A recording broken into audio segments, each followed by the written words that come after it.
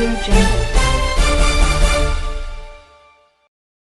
வணக்கம். சென்னை சேப்பாக்கம் பத்திரிகையாளர் மன்றத்தில் செய்தியாளர்கள் சந்திப்பு நடைபெற்றது. அப்போது பேசிய வன்னியர் கூட்டமைப்பின் தலைவர் CN ராமமூர்த்தி அவர்கள் தெரிவித்திருப்பதாவது: வன்னியர்களுக்கான உள் இடஒதுக்கீடு நீண்ட நாட்களாக கேட்டு வருகின்றோம்.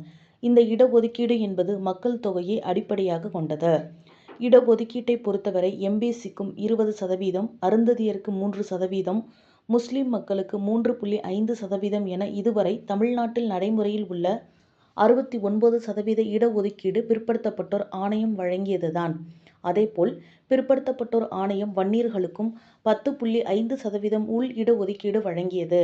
இதுவரை 1931 கணக்கெடுப்பின்படி இடஒதுக்கீடு வழங்கப்பட்டுள்ளது. இருப்பினும் வன்னியர்களுக்கு மட்டும் சாதிவாரி கணக்கெடுப்பு நடத்திய பிறகு கொடுக்க வேண்டும் என்று சொல்வது எப்படி சமூக நீதியாக இருக்கும் என்று கேள்வி எழுப்பினார்.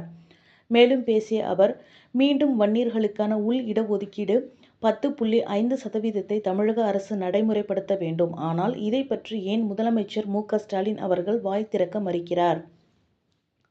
10.5% இடஒதுக்கீட்டை மீண்டும் வழங்க வேண்டும் என்று வழக்கு தொடர்ந்தோம். 9 ஆண்டு காலம் நீதிமன்றம் சொல்லியும் நடைமுறைப்படுத்தவில்லை.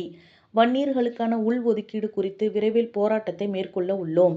தமிழகத்தில் 76 நலவாரியம் சமுதாயம் சார்ந்து இருக்கிறது.